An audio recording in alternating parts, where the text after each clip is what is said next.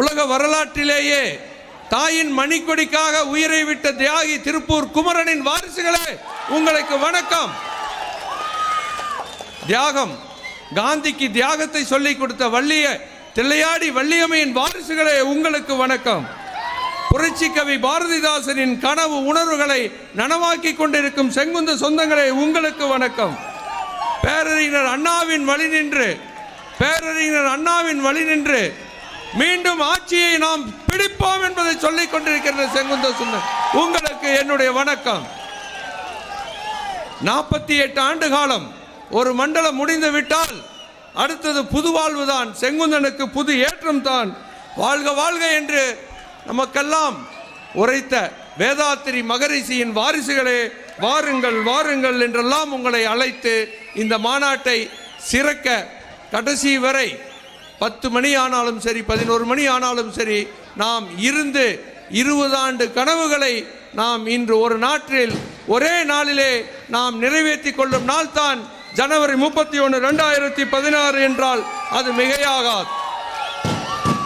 கடந்த 60 நாட்களாக 60 நாட்கள் 60,000 கிலோமீட்டர் சாதாரணமாக தூரம் அல்ல. 60,000 கிலோமீட்டர்கள் நான் சுற்றி சுழன்று செங்குந்த மக்களை சந்தித்து வந்தேன். 60,000 பேர், 1,00,000 பேர் இருக்கும். அத்தனை பேரும் நான் சொன்னவர்கள் வந்திருக்கிறீர்கள். எப்பொழுது ஒரு தலைவன் சொல்லுவதை கேட்கிறானோ அப்பொழுது அந்த சமுதாயம் எழுச்சி பெற்று விட்டது என்று நினைச்சு சமுதாயம் எழுச்சி பெற்று விட்டது. இதுவரை செங்குந்தன் எப்படியோ ஜனவரி 31 செங்குந்தனும் தமிழகத்திலே ஒரு சிறந்த வீரன் என்பதை நிரூபித்து காட்ட இருக்கின்றோம்.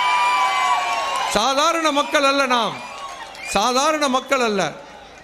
தேவர்களிலிருந்து சரித்திரம் கூறுகிறேன் கேளுங்கள். சாதாரண மக்கள் அல்ல நாம். சரித்திரம் வீரபாகு தேவரில் இருந்து முருகனுக்கு உறுதுணையாக நின்ற அந்த வேலர் பரம்பரை நம்முடைய பரம்பரை தான், செங்குந்த பரம்பரை. வேலும் மயிலும் நமக்கு துணை. குடியிலே புலிக்கொடியை வைத்துள்ளோம். எதற்கு? சோழ பரம்பரை, ஆண்ட பரம்பரை, சோழ நாட்டிலே ஆண்ட பரம்பரை. எங்கே போயிற்று செங்குந்தம்? வரப்போகின்றது, வந்து கொண்டிருக்கின்றது. விடியல் வரப்போகின்றது. சொல்லுவார்களே சேவல் கூவி விடிய போவதில்லை என்று. சேவல் கூவி விடிய போவதில்லை என்று சொல்லுவார்கள். ஆனால் சேவல் கூவினால் தான் இனி விடியலே வரப்போகின்றது.